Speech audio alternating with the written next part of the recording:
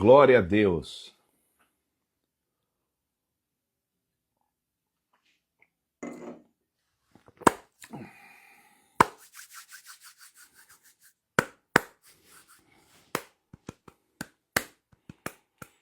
Deus é bom. Glória ao Pai.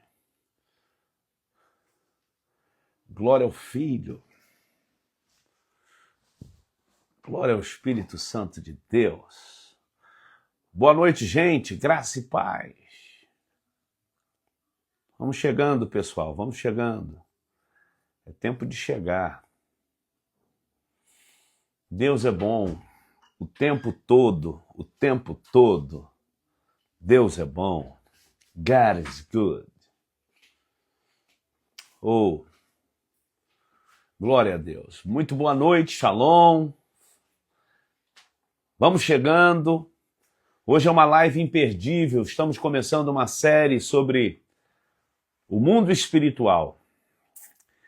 E dentro do contexto do mundo espiritual, vamos falar sobre principados. Quem são principados? O que fazem os principados? Qual é a etimologia correta de principados? O significado? Como agem? Onde estão? São níveis de poderes instituídos? Existem principados do mal? Ou também, à luz da Bíblia, existem principados do bem? Então, vem conosco, porque é um tempo muito especial. Deus está conosco. O Senhor está na live. Aleluia. Onde quer que você estiver, eu quero pedir a você que compartilhe com o maior número de pessoas que você puder essa live. Vamos lá? Vamos fazer o esquenta aqui na live, ó. Pega esse aviãozinho, esse ícone à tua direita aqui embaixo no visor. Mas compartilha. Como diz um amigo, senta o dedo. Joga para o maior número de pessoas que você puder. Isso, vamos lá, gente? Vamos jogar nos grupos que a gente pertence. Grupos de WhatsApp, grupos de Telegram, grupos, os directs aqui do teu network, da tua linha de relacionamentos aqui no Instagram. Vamos lá, vamos para cima. Deus tem algo a nos ensinar hoje. Live Mundo Espiritual Conference. Já é uma conferência, né? Eu tô com a conferência na cabeça. Anote essa data, 4 de outubro. Pastor, eu quero fazer parte da conferência. Eu vou falar aqui durante a live. Mundo Espiritual Conference, a nossa primeira edição do nosso ministério. 4 de outubro, um sábado, que vai abençoar a história da sua vida. Será o antes e o depois da sua jornada de fé, sua vida espiritual. Você não pode ficar de fora. Pastor, como eu faço para ter informações? Você vai clicar aqui na bio do Instagram e você vai entrar no nosso site e ali você terá todas as informações e inscrições para abençoar você, teu ministério, você que é intercessor, libertador, você que trabalha no grupo de oração, célula, você que é pastor, líder, você que é voluntário, você que é diácono, obreiro, independente da linha teológica da sua igreja, o mundo espiritual é real. O assunto que nós vamos falar hoje sobre principados é algo tão forte e tão relevante que eu quero lhe trazer essa realidade cosmocratória, essa visão além do físico, além das paredes. É real e nós precisamos não querer saber, e eu sempre falo isso por onde passo. As pessoas elas querem saber onde está o diabo, onde está o demônio. Nada disso. Eu quero saber quem sou eu em Cristo Jesus. E se Jesus é o centro de toda a minha existência. Porém, como foi que Jesus lidou com as questões de poderes das trevas instituídos nos seus dias, no dia do ministério de Jesus? Como é que ele lidava com essas questões? Como é que Jesus enfrentou? Como é que Jesus se moveu? Eu fico pensando, e aqui é uma questão de ignorância espiritual. O Satanás ele age na ignorância espiritual.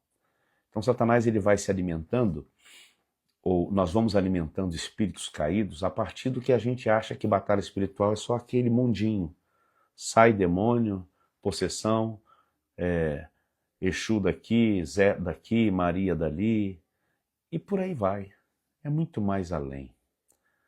Então, às vezes a gente acha que batalha, e às vezes eu vejo alguns irmãozinhos, amigos, brincando, caçoando de mim. Fico olhando. Ah, Miquéia, um falou assim para mim um dia, Miquéia tá aí, eu não vejo ele expulsar um demônio, mas é da batalha. E quem disse que prerrogativa de mundo espiritual é para quem expulsa demônio? Primeiro, a direção para expulsar demônios foi dada à igreja, e não a quem é de libertação ou não é. Em meu nome falarão novas línguas, curarão os enfermos, expulsarão os demônios. Um dia um amado do pastor chegou para mim e falou assim, olha, você tem que se consagrar muito, hein? Você deve viver no monte, na oração. Eu falei, por quê, pastor? Pastor querido, amigo. Ele falou assim, porque o que você mexe, você tem que estar muito em consagração. Eu olhei para aquele amado pastor e disse assim, e o que eu mexo? Ah, você mexe com um bicho ruim. Eu falei, não, tenho nada com ele. Não tenho nada com as trevas. E outra coisa, se alguém precisa se santificar na prerrogativa porque trabalha com libertação em batalha espiritual, perdeu a sua identidade, porque você não se consagra no advento do medo da retaliação do diabo. Porque involuntariamente você está se submetendo a consagrar com medo do que o diabo pode fazer. Não. Crente não busca superpoderes. O jejum, a oração é a habilitação de armamentos espirituais para a vida do crente. Então, quem não for de batalha no ministério de intercessão está morto. Então, a gente precisa compreender para não sermos ignorantes espirituais e sermos engodados numa parcela muito significativa do povo de Deus que é levado. E quando se fala desse assunto, é apenas o que nos ensinaram e aprendemos, crescemos vendo. Então, o mundo espiritual ele é muito mais abrangente, porque o mundo espiritual é a origem de onde viemos. O mundo espiritual é a base de criação de tudo que se deu, de tudo que veio a existir. O haja luz, o Criador, a definição de céus e terra, a definição de espaços de água, a porção seca, a definição da relva, a definição dos animais, as aves dos céus, os animais marinhos, selváticos. Todo esse contexto é o mundo espiritual tomando forma. Logo, o mundo espiritual vem primeiro. E por que vem primeiro? Porque é a nossa essência de criação. Quem somos nós? Eu e você. Vejamos, quem é você? Quem sou eu? Seres tricotômicos, espiritual e corpo. Eu costumo definir essa tricotomia com a seguinte frase. Você é um ser espiritual revestido de matéria. É o Deus que dentro desse croquis, dessa plataforma principal na criação do homem, na pessoa de Adão, levanta do barro. E como se um artista plástico torneasse, fizesse ali aquele boneco inanimado, estou falando de Deus, o Criador, é um boneco inanimado. Como é que ele vai gerir, governar, existir, coexistir? Pelo sopro, a vida em movimento de um Deus criador, Elohim, o Deus que é espírito. Então, soprou-lhe nas narinas. Aos que creem na obra da criação, né? E o homem se tornou o quê? Alma vivente. Então, a batalha espiritual, o mundo espiritual, a compreensão do mundo espiritual é para além de toda a cultura religiosa que nos foi ensinada sobre o assunto. O assunto é muito mais abrangente. Uma definição que eu sempre falo sobre o que é batalha espiritual. A batalha espiritual é o alguidar que alguém levantou, é o trabalho, a obrigação que alguém tem que fazer na cachoeira, os despachos encomendados nos terreiros, nas consultas, nos jogos de búzios e tantas outras coisas. Ah, não, no alta magia, na quimbanda, na linha do satanismo, as 9 irmandades, todas as seitas transcendentais. Ei, poeiras. À luz da Bíblia, são poeirinhas. O que é batalha espiritual, pastor? É a guerra entre carne e espírito. Espírito que milita contra a carne. Que carne é esta que a Bíblia recomenda em Gálatas capítulo 5, a partir do verso 17 e 18? Emoções, almas, sentimentos, vontades, que estão no campo da nossa alma, no campo da nossa mente. É a resistência à voz do Espírito Santo ao nosso espírito.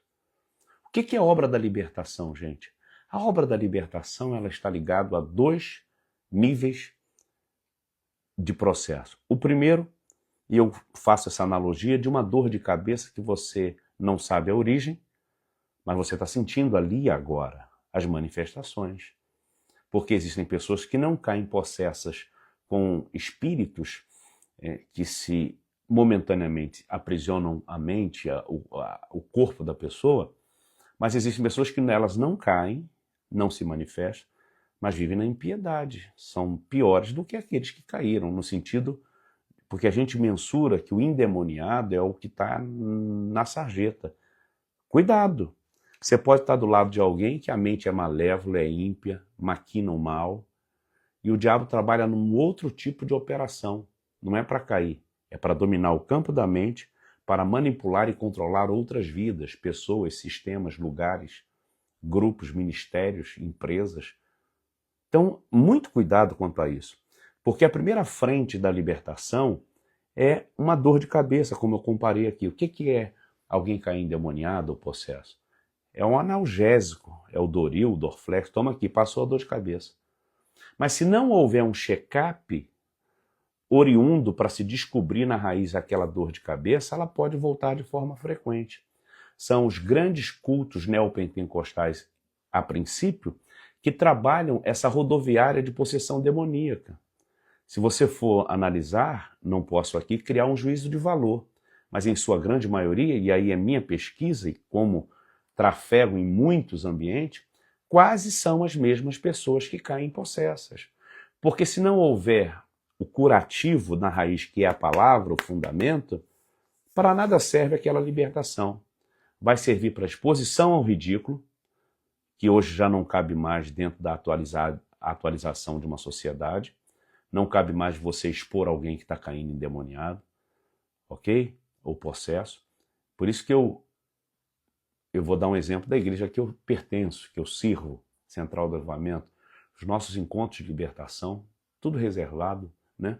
Não há uma exposição de mídia, não tem nada, porque ali é específico, é algo muito forte do que um culto. A princípio, o ajuntamento do culto é para glorificar, adorar, tributar a Yahvé. E quando você destina uma parte do culto para entrevistar para isso, você está dividindo a glória. Deus não divide a glória. Então a gente tem que estar atento a compreender isso. Por isso que o mundo espiritual, ele é real. E hoje nós vamos trabalhar sobre principados. Caneta, papel na mão, bloco de notas. Por favor, está gravando a live? Pode gravar, mas você não pode ficar de fora desse entendimento sobre o mundo espiritual, ok? Diga para mim onde você está agora. Escreva aqui.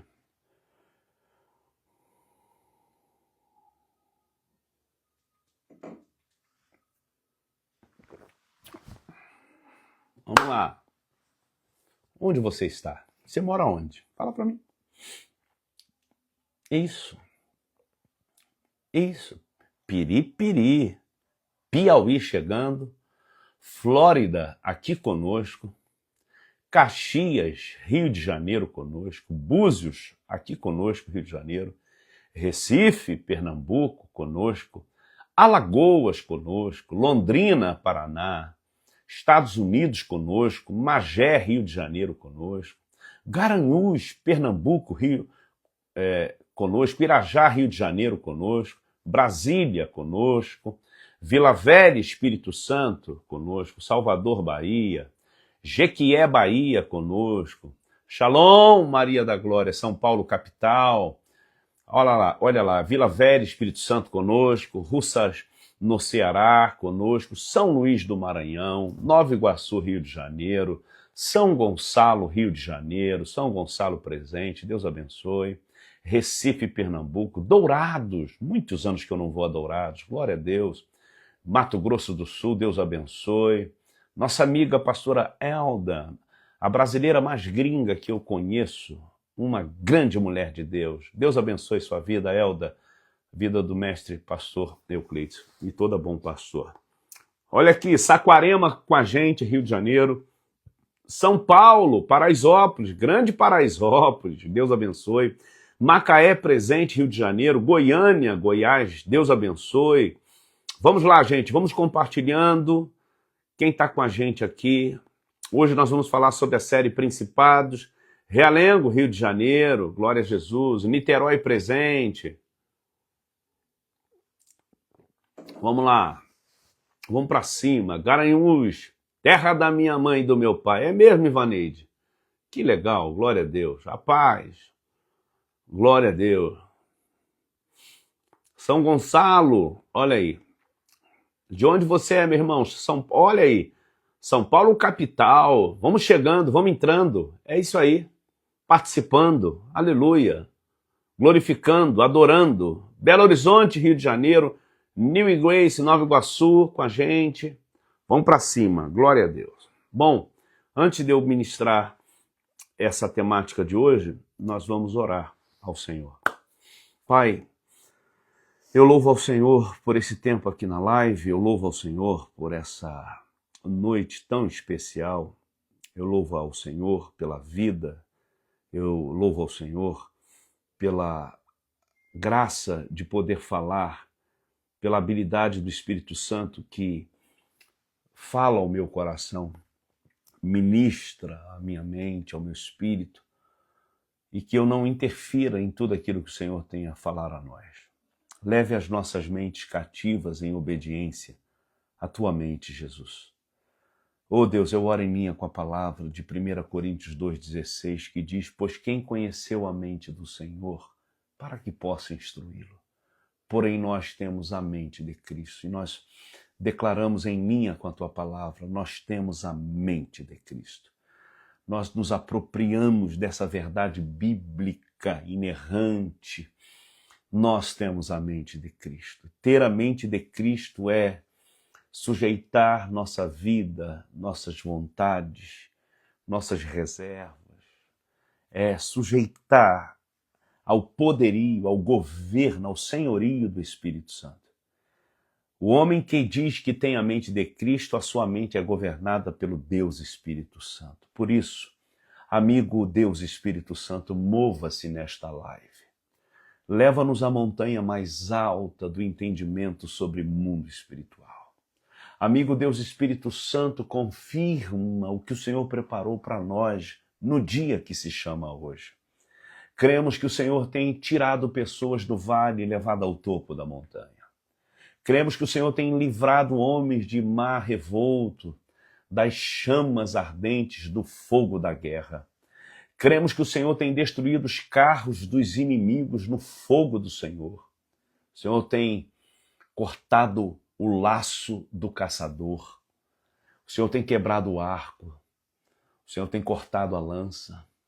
O Senhor tem desviado o furor de todo nível de opressão e ataque contra o teu povo. Os que aqui estão no Brasil, os que estão em qualquer lugar do mundo. O teu Espírito Santo tem o poder de proteção, de cuidado, simultaneamente. Ó Deus, não importa o fuso horário, há quem possa estar levantando para trabalhar, há quem possa estar 24 horas na frente, 12, 6, 4 ou a menos. Para cada fuso horário, o cuidado é o mesmo. Dar-se-ia o entendimento da tua palavra no Salmo 127, 2, que aos seus amados ele o dá enquanto dorme, ele trabalha. Ele trabalha assim como Davi no auge da sua dor, vendo Absalão dominar o reino. O Salmo 3, verso 5, ele declara: deitarei e vou me levantar. É a certeza de um Deus que trabalha tanto na noite quanto no iniciar de um dia, durante um dia. É a ti que nos prostramos. Bendito seja o Deus Pai, o Deus Filho, o Deus Espírito Santo. Bendito seja o Cordeiro de Deus que tira o pecado do mundo. Nós cremos na justificação pelo sangue de Jesus. Nós estamos escondidos debaixo do sangue de Jesus.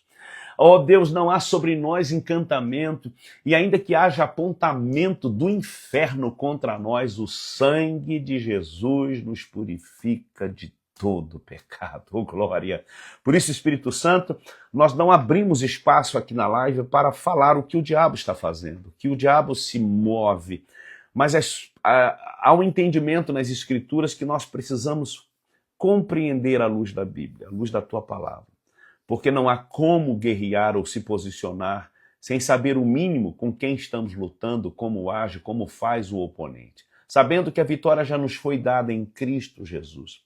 Está escrito na tua palavra, em Efésios 1:3, que o Deus de Pai, de nosso Senhor e Salvador Jesus Cristo, já nos abençoou com toda sorte de bênçãos nas regiões celestiais em Cristo Jesus. E nós nos apropriamos. Nós tomamos como verdade prática nas nossas vidas. Eu não sei os que aqui chegaram, se estão diante de guerras humanas, físicas, emocionais, materiais, espirituais, mas o que nós temos consciência e convicção é que o Senhor opera em nós tanto querer quanto efetuar, segundo a tua boa vontade. Então efetue e opere em nós aquilo que te agrada.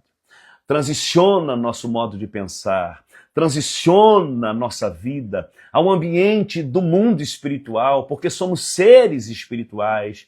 E toda guerra e todo levante se depare com o chamado que carregamos em ti. E vá de encontro à palavra que temos da tua parte, que veio antes de qualquer represália, de qualquer retaliação, de qualquer guerra. O chamado, a palavra que temos é maior que tudo que possa querer deter, paralisar. Por isso alegra o coração dos meus irmãos aqui na live.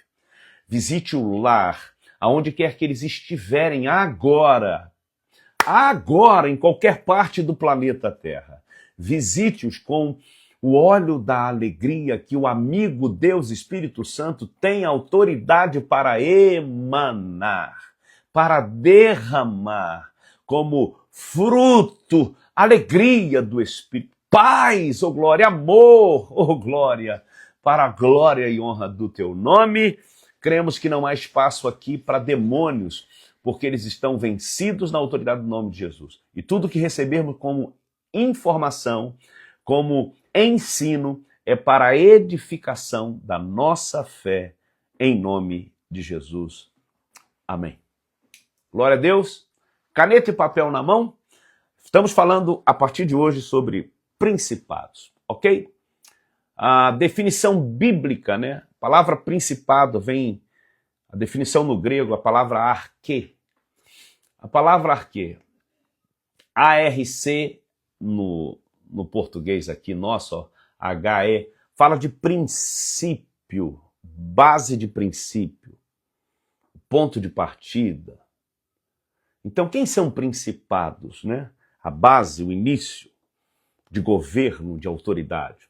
O que Paulo está dizendo na carta aos Efésios, e eu peço a você que anote Efésios 6:12, que diz assim: porque a nossa luta não é contra carne e sangue, e sim contra os principados, contra as potestades, contra os príncipes das trevas. Perdão, gente, em outra versão, contra os poderes deste mundo tenebroso, contra as hostes espirituais da maldade, em outra versão, contra as forças espirituais do mal, que operam,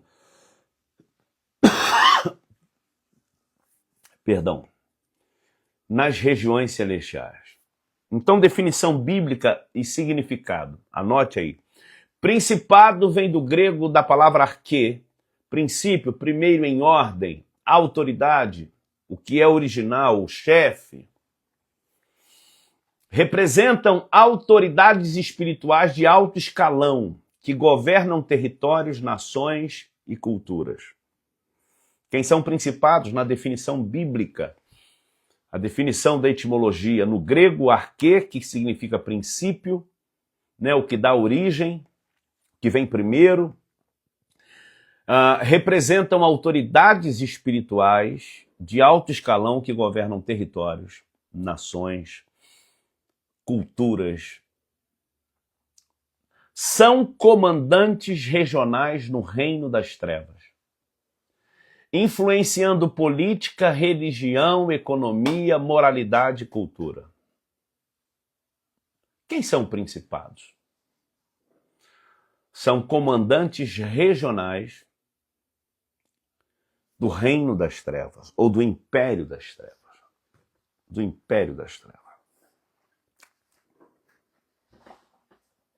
Do império das trevas. Glória a Deus.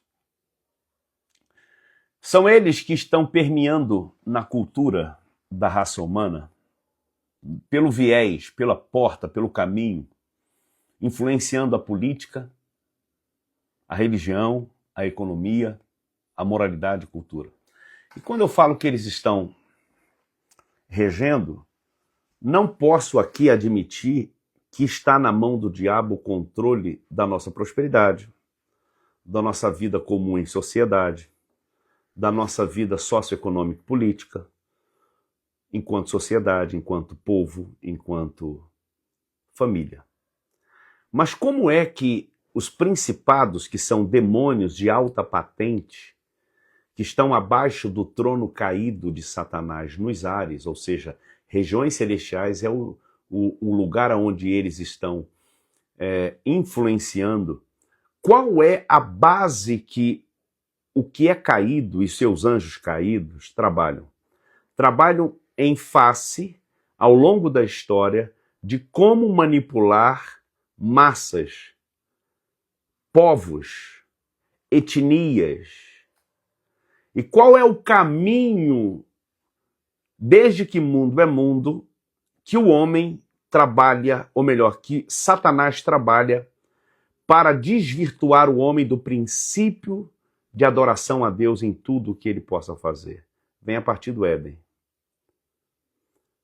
Se você olhar na perspectiva de quem é Deus e como é que Deus enxerga nível de batalha, isso é uma grande lição para nós, porque a dúvida é essa. Por que é que Deus deixou Satanás entrar no Éden? Não. O território do Éden, o plantar aquele jardim, não foi para mostrar alguma coisa para o diabo. Deus não para o seu curso de projeto, o curso da história, porque alguém caiu. Alguém foi precipitado da eternidade. Apocalipse capítulo 12, se você me permite, depois leia, ainda que seja algo que está ligado a futuro, porque a revelação, o revelation, né, como se traduz no inglês, se é que se possa traduzir a palavra Apocalipse, mas a revelação das últimas coisas, o capítulo 12, ele está mais alusivo ao plano da eternidade na era passada, no que tange a queda do diabo, do que o que é futuro. Quando você lê Apocalipse capítulo 12, Ezequiel capítulo 28, Isaías capítulo 14, Epístola de Judas, a partir do verso 9, você vai linkar todos esses textos e você vai ver como se deu a queda daquele que virou diabo e os seus anjos. 1/3 das estrelas ele arremessou com a sua cauda, a levou na multiplicação do seu comércio, e houve contenda no céu, guerra territorial nos ares. O dragão contendia e Miguel veio e expulsou Satanás e os seus anjos. E dentro dessa queda, Satanás cria sua hierarquia para tentar reivindicar o que nunca foi dado a ele, governo e autoridade. Foi dado a ele glória, nível de perfeição e beleza, para ser aferidor da medida da glória, resplendor de toda a glória que vem do trono, como querubim selado, ungido.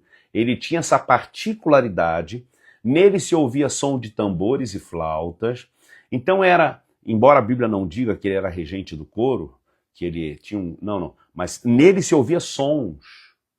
Imagine que tipo, olha a colocação, a junção entre luzes. Ezequiel usa uma alegoria, uma figura de linguagem, que a glória que era o fulgor do brilho dele era como carbúnculo, pedras preciosas, esmeraldas, ônix, jaspe. Preste atenção nisso aqui, ouro, turquesa. Era a glória que se tinha, que vinha e provinha desse ser criado por Deus, como disse Isaías, belo e perfeito. Quando ele decide estar acima do trono de Deus, nas mais altas nuvens, o plano da sua rebelião está praticamente pronto, e quando ele decide então manifestar, ele é deposto. Então nasce a nomenclatura e não o termo principado, porque se você der um Google, dá um chat GPT aí, você vai ver o que é principado, não é etimologia. Mas quando Paulo classifica na carta aos Efésios, lá no capítulo 6, verso 12, principados, veja que eles são primeiros debaixo do trono caído. E por que eles são os primeiros? Porque foram eles, juntamente com Hassatã, que recebe a definição de patentes para a hierarquia do Império das Trevas. Então é o trono caído de Satanás, principados, potestades, príncipe das trevas, hostes espirituais da maldade. Aí como ele vai agir ao longo da história? Na figura de ataque ao homem, pelo simples fato que na rebelião de Lúcifer, embora a Bíblia não mencione esse termo Lúcifer, no latim portador de luz, na rebelião, o ápice do golpe que ele queria dar em Jesus era ser semelhante ao Altíssimo. A conotação do livro do profeta Isaías, no capítulo 14, ele diz, e serei semelhante ao Altíssimo. Então Deus recria toda a estrutura do cosmos, da terra, ok? E agora planta um jardim, insere o homem, fazendo emergir do barro, dá a ele o sopro de vida, e agora entra toda a construção da presciência da eternidade. O que é a presciência da eternidade? O tempo onde Deus transita é eterno, eternidade. Que tempo é esse? Esse tempo é um tempo atemporal. Não tem sábado nem domingo. Não existe inverno nem verão. O tempo não é cronos. Você não é martirizado pelo que deixou de fazer ou que tem de se fazer. A ansiedade não domina. O peso de não ter feito no passado não te domina. É um tempo existencial. Uma das definições sobre o mundo espiritual está lá em Eclesiastes, no capítulo 7, verso 9, quando Salomão diz assim que Deus criou o fim desde o início das coisas. Apocalipse 21 diz que ele é o alfa e o ômega, o princípio e o fim. É desse contexto que eu quero trazer você a embasar esse entendimento sobre principados. Vejamos. E agora, por que é que Satanás rodeia o Éden? Porque o que está posto no Éden era o ápice da glória que ele queria. Imagem e semelhança.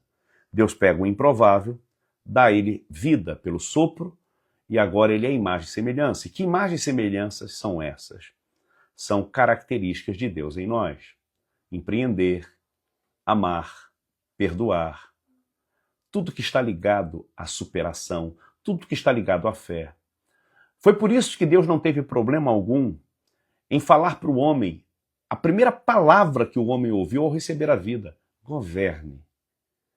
Porque é o caractere de Deus, a característica de Deus, impressa no homem, que é a imagem e semelhança de Deus. Isso foi um atributo de um Deus onisciente, que lá na presciência, um tempo dentro da eternidade, que não havia nada do que veio existir, Deus já estabeleceu. Nesse tempo chamado presciência, Deus escolheu o homem. Façamos o homem a nossa imagem e semelhança. O Cordeiro de Deus foi morto. Apocalipse 13, 8. O Cordeiro que foi morto desde a fundação do mundo. Então, dentro desse contexto que pertence a Deus, aqui é a grande chave sobre o mundo espiritual que você não pode abrir mão em compreender, acessar esse entendimento, para que não sejamos presas fáceis de nenhuma batalha, nenhuma guerra que conspira contra nós ao longo da nossa vida. Voltando ao Éden. Aonde Satanás então ataca? Governo, autoridade. E qual é a base que ele trabalha? A questão social. O marido estando com Deus, uma mulher estando nos seus afazeres, a questão social, o comer do fruto. Se o próprio Deus instrui não comer daquele fruto daquela determinada árvore, olha como o espírito caído diz e quer distorcer a palavra que vem de Deus.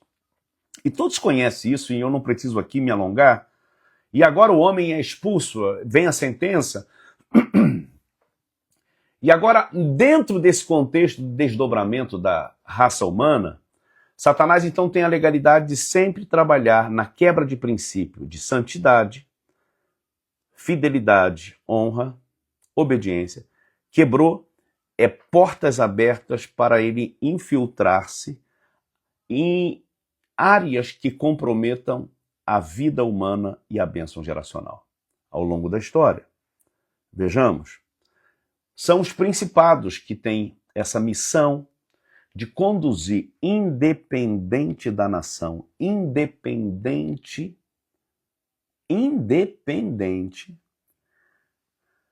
de qual seja a linha ideológica, fundamentalista, filosófica de um povo, de uma etnia, Satanás tem a prerrogativa, quebrou o princípio de autoridade, ele entra e vai conduzir a história. Vou lhe dar um exemplo prático. A homossexualidade ou homoafetividade é proibida no Irã. Nós entendemos que Deus ama o pecador e detesta o pecado. Passivo até de prisão e execução. Não existe marcha gay na Rússia. Pastor, o que isso tem a ver? Ué, então, por que é que esses países que reprimem pessoas e suas escolhas matam pessoas, são ditaduras, são isso? Então, entenda, vem para o Ocidente, países chamados liberais, que respeitam as chamadas minorias de base, desde cor a opção sexual. Então você fala assim, então aqui é a benção? Não, porque tem corrupção, inversão de valores. Veja como é que os principados eles atuam de acordo com a linguagem do sistema humano. Porque a ordem é simples, sine qua non, é básica. Roubar, matar e destruir. Eu te dei um exemplo muito prático para que você compreenda sobre o que eu estou falando aqui. Então, eles agem como comandantes no meio da economia, na vida social e econômica, na vida cultural. É como chegar num ambiente e perguntar assim, qual a linguagem aqui que eu devo usar? Essa? Então vou usar essa linguagem. E aí eles começam a infiltrar todo o plano que eu chamo de tríplice ação satânica. Roubar, matar e destruir. Vamos aqui ao fundamento. Eu te dei um pouco do fundamento bíblico. Agem de forma territorial estratégica, estabelecendo fortalezas espirituais. Número 2 aqui, fundamento histórico e bíblico. Esse aqui eu passei um tempo pesquisando e criando aqui para que a gente compreendesse o que Deus quer falar conosco. Então, abra sua Bíblia no livro do profeta Daniel. Pega minha Bíblia aqui, por favor. Livro do profeta Daniel.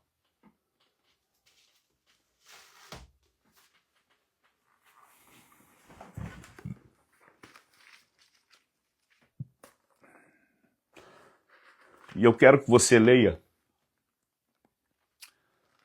É um exercício, tá? Daniel, do capítulo 10, capítulo 11, capítulo 12, capítulo 13. Você vai ver principados agindo da Pérsia, da Babilônia, até a Grécia. Então, se você for analisar onde eles estão sobre nações. Principado do bairro vai cair, troca. hostes espirituais que regem o bairro vai cair. Príncipe das trevas que regem a cidade vai cair, o Estado, a nação. Principado atua sobre nação. Daniel capítulo 10, apenas o verso 13. Eu vou explanar para você.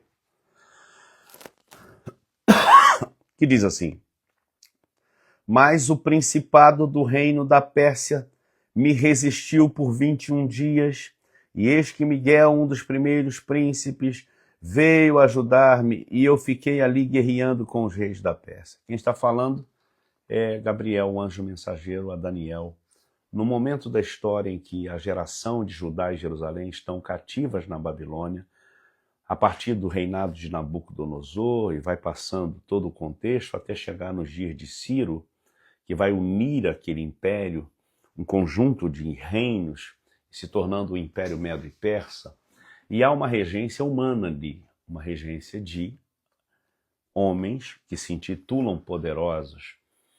E Daniel então entra numa jornada de oração e jejum que leva 21 dias. E nesses 21 dias há uma guerra nos ares que Daniel até então não sabia, Daniel não percebia, Daniel talvez nem sentiu. Mas ele continua no propósito que ele se prestou a fazer, com orações, súplicas, confissões, não bebe bebida forte, não se unge com unguento, não come carne, é um jejum específico para algo específico. Eu costumo dizer que a oração de Daniel e a confissão e o seu jejum mexeu com o principado. Enquanto tem gente apenas catucando demônios territoriais, está na hora da gente mexer com o principado. E qual é a forma que mexemos? Não é dando grito, já te vi, dá teu grito de derrota, mas é compreender princípios que movem e demovem, destroem as fortalezas criadas pelos principados. Você sabe qual foi a base da oração de Daniel? Está no capítulo 9 de Daniel. Quando ele entende pelos livros do que o Senhor estava dizendo por meio da boca do profeta Jeremias há quase 200 anos antes daquele cativeiro. Daniel entendeu pelos livros que a causa e o efeito daquele juízo, daquela maldição de cativeiro, foi porque os seus antepassados não deram ouvidos à voz dos profetas. Do menor ao maior, do rico ao mais pobre, ninguém nos dias de Jeremias. Por isso Jeremias se tornou o profeta das lágrimas, enclausurado, porque o povo não deu ouvido. Quase 200 anos, o povo agora está ainda no cativeiro. E aí, a oração de Daniel está no capítulo 9, porque ele diz: pecamos, cometemos iniquidade. No Antigo Testamento, esse é o segredo, porque é que a gente precisa compreender que Gabriel ficou ali com os reis da Pérsia. Não é embora ele vá se materializar diante de Daniel às margens do rio Tigre, preste atenção nisso aqui. Ele não esteve com reis como Ciro, rei da Pérsia, Beltesazar, não. Ele vai estar com poderes instituídos de territórios. Quais eram os reis ali que ele fala? E fiquei ali com os reis ou os príncipes. Está aqui, verso 13. E veio ajudar, e eu fiquei ali pelejando com os reis da Pérsia. Sabe o que é pelejar? Uma batalha nos ares por causa da oração de um homem. Então se uniram principado, demônio sobre trono de nações. Aprenda isso. Principado está sobre nações. O Império Medo, Persa, Babilônico, a Grécia Antiga, um conjunto. Uma das definições de principado, um conjunto de meio-estado com autonomia de estado. Então, uma pré-definição de uma exousia das trevas, porque é uma delegação de poder do próprio diabo sobre territórios. Agora, preste atenção, o Salmo 24, verso 1, diz que a terra é do Senhor. Então eu preciso compreender, como é que o diabo manda se a terra é do Senhor? O diabo tem propriedade a partir da iniquidade, não da obra de criação. A obra de criação, a patente, o dono é Yahvé. Mas por meio das obras da carne, Satanás se utiliza nos campos de dominações humanas, que aí vai a vida social, econômica, política, religiosa, e por meio da quebra de princípio, estabelece cativeiro. É o que está vivendo a geração de Daniel. Até aqui tudo bem, gente? Escreva se você está entendendo.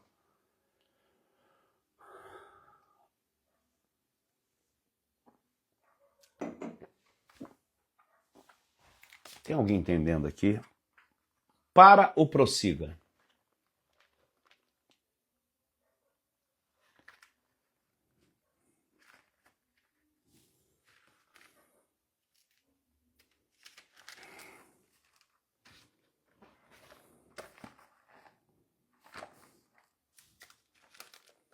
Estão entendendo? Prossiga.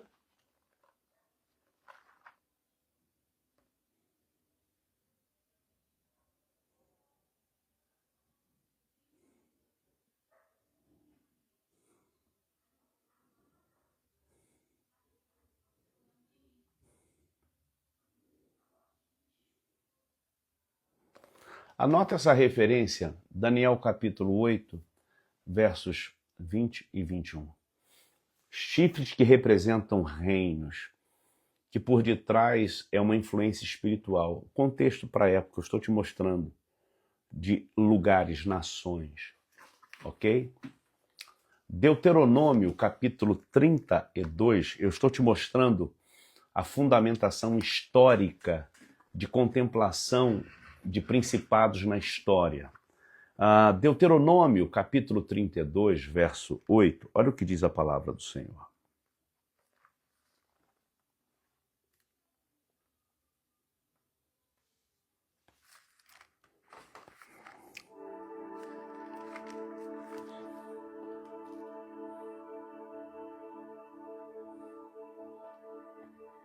Aleluia.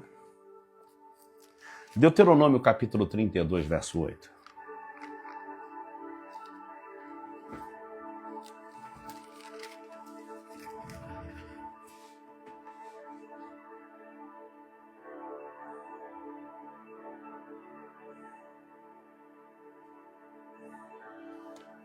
Aumento, abaixa um pouquinho aqui. Cadê minha Black Mil? Deuteronômio 32, 8, eu queria que você depois lesse. Na divisão das nações, Deus estabeleceu limite, segundo os números dos filhos de Deus, indicando seres espirituais sobre cada nação. Veja como Deus, na obra da criação, estabeleceu.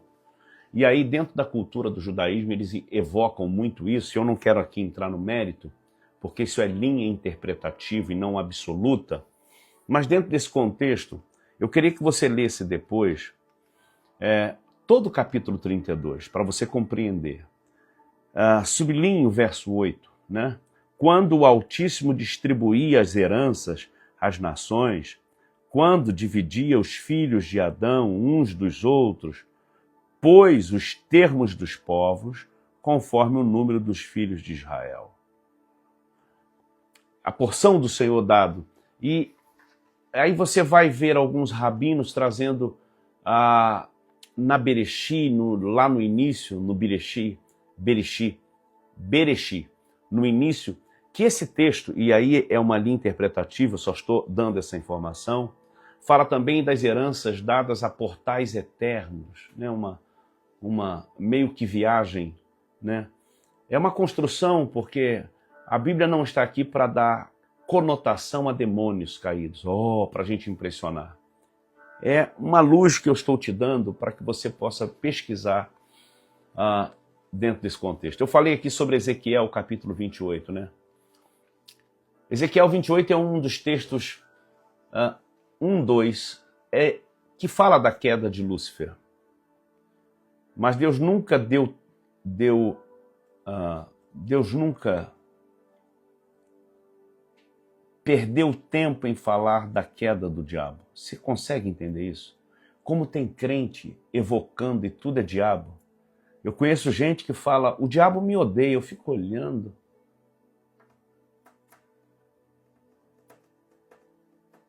Está na hora da gente dizer, Jesus me ama. Não faz isso não que Jesus me ama, Jesus me ama, Jesus me ama. Porque a gente não pode estar num ambiente invocando, não podemos, não podemos. Há uma autoridade e chaves espirituais delegadas à Igreja de Jesus. Glória a Deus. Mas tanto Isaías 14 quanto Ezequiel 28, Deus pega a linha ímpia de um governante humano e a atitude, no caso de Ezequiel 28, é o rei de Tiro. Então Deus olha para a impiedade deste homem que massacra o povo de Deus, que massacra e persegue. O homem é ímpio, é mau e faz Deus lembrar quem é Satanás. Como foi a queda daquele que era portador da glória, assim se fará na vida do rei de Tiro. Veja que Deus está pegando exemplos para dar apenas um breve de como se foi, e não necessariamente falar do diabo. Deus não perde tempo. Tem gente que fala mais das trevas do que da palavra. É nesse nível que Deus quer nos levar. Eu brincava numa imersão que Deus nos deu a graça de realizar sábado passado, aqui no Rio de Janeiro, na Zona Oeste, um bairro chamado Padre Miguel. Um bairro muito residencial, ali na região de Realengo, Bangu, nas imediações de Campo Grande. Do outro lado tem Recreio, Barra da Tijuca, todo aquele contexto ali, Sulacap, indo para Jacarepaguá. Um bairro muito conhecido no Rio de Janeiro, Padre Miguel, né? E eu dizia sobre... Se falar que Jesus está no culto, tem igrejas ou lugares, Jesus está na casa, o pessoal fica assim. Estou vendo um anjo, pessoal, meu Deus. O nível da discrepância de valores. Poder de Deus, expulsou o demônio, o fogo cai. Não, como é que é isso? Estou falando, generalizando. A mente que a gente está vivendo. Agora vamos para o Novo Testamento. E amanhã eu vou falar sobre a tradição judaica. Segundo a tradição judaica, eles trabalham cerca de 70 príncipes, 70 tronos de principados no mundo, né? Vou falar sobre o primeiro livro de Enoque, né? As alusões que se tem a título de informação, ok? Aonde está no Novo Testamento a ação de principados? Colossenses 1,16. Cristo criou todas as coisas, inclusive principados e potestades.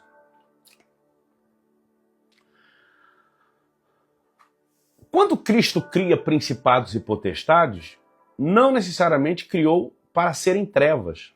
Então existe na nomenclatura celeste, embora seja reduzido e é uma linha interpretativa minha, que o termo principados e potestades está ligado ao que Deus criou na obra original, no grande exército dos anjos do Senhor. Exemplo de um principado, Miguel, primeiro príncipe, é um principado. O arcanjo, o Lúcifer, que virou o diabo, era um principado, porque era um querubim ungido, portador de luz, diferenciado dos demais. O que é um principado? Um poder, ainda que reduzido, debaixo da autoridade delegada pelo próprio Deus. Então, quando você lê Colossenses 1,16, logo a nossa visão trabalha que é principados das trevas. Mas olha o texto e o contexto, você vai entender. E aqui eu estou destrinchando para você que parte do que era principado do bem, potestade do bem, virou principado, potestade do mal. Colossenses 2,15, Cristo despojou os principados na cruz. Efésios 3:10, a multiforme sabedoria de Deus é revelada também aos principados e potestades. Leia com calma e você vai aprender debaixo desse entendimento. Eu falei até agora, até o segundo tópico. Ainda faltam 6 tópicos sobre a série Principados. Eu lhe aguardo aqui amanhã. Lembrando que ao terminar essa live agora, vocês vão lá para a bio. Você ainda que não fez a sua inscrição para a conferência, você não está entendendo. Quando você clicar, você vai ver o preço, você vai falar, meu Deus, eu não posso perder. Eu senti no meu coração pelo Espírito Santo de botar um preço para todo mundo ir. Irmãos, tem conferência profética, tem conferência de mulheres, conferência de avivamento, liderança. Quanto tempo faz, se é que você já foi um dia, que você não vai numa conferência de batalha espiritual? Ezenete Rodrigues, uma das maiores autoridades na área de libertação e intercessão no Brasil. Adson Belo, um mestre por excelência, que vai nos dar uma aula sobre mundo espiritual. Uma exegeta chamada Helena Raquel, uma palavra profética, vai falar sobre o poder da autoridade da igreja na batalha espiritual. Meu pastor Leandro Silva, homem de autoridade de avivamento, vai ministrar sobre a sua vida, sobre ser cheio do Espírito Santo. Esse vaso que vos falará sobre a armadura de Deus na vida do crente, armas de defesa e armas de ataque. Késia falará sobre o poder da adoração que toca os céus, que demove os... Além de ministrar, pastor Ezenete, que eu já falei aqui, vai falar sobre o poder da intercessão profética, intercessão da palavra. Então, você não pode aqui, eu nunca fui, vai ser o primeiro, isso, Pérola, o primeiro. Se eu lhe falar, caravanas vindo do Pernambuco, Maceió, Bahia, vamos descer aqui, Goiás, Minas, São Paulo, Rio de Janeiro, Espírito Santo, eu estou esperando você. Santa Catarina, você não pode, não deixe esses lotes se esgotarem. São pouquíssimas vagas para um universo de gente. Eu preciso que você reserve, ok? Para quem é de outro país, nós vamos abrir para online, também vai ser um tempo muito especial, mas isso lá na frente. Quem é do Brasil, dos cantos remotos que não podem vir, mas isso é lá na frente. Eu fui ministrar na Adelibertas, mandar um abraço aqui para o meu amigo pastor Alexandre França. Pensa numa igreja vibrante, uma igreja maravilhosa, Adelibertas. E fiz 3 dias de seminário, sabe? Eu fiquei surpreso, 4 irmãs me reuniram dizendo, olha aqui, compramos o passaporte, o ingresso, e vamos estar na conferência. Sabe por quê? Porque assim foi a minha vida.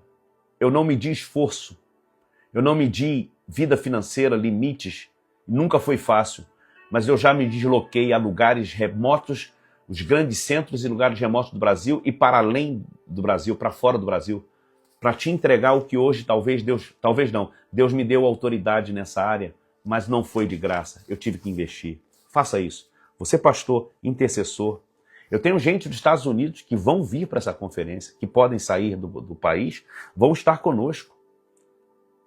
Então, em nome de Jesus, não deixe para a última hora. Terminou aqui? Clica na bio e você vai ter mais informações e vai adquirir. Amanhã, 10h50 da noite, série Principados. Eu vou falar amanhã, preste atenção. Hoje eu falei sobre a definição bíblica e significado e falei sobre fundamento histórico e bíblico. Amanhã eu vou falar sobre principados pelos olhos da tradição judaica e vou falar sobre a hierarquia no Império das Trevas, na tradição cristã antiga. Eu tenho 8 tópicos para falar. Amanhã eu vou falar debaixo da graça do Espírito Santo. Amém? Beijo no coração. Shalom. Shalom.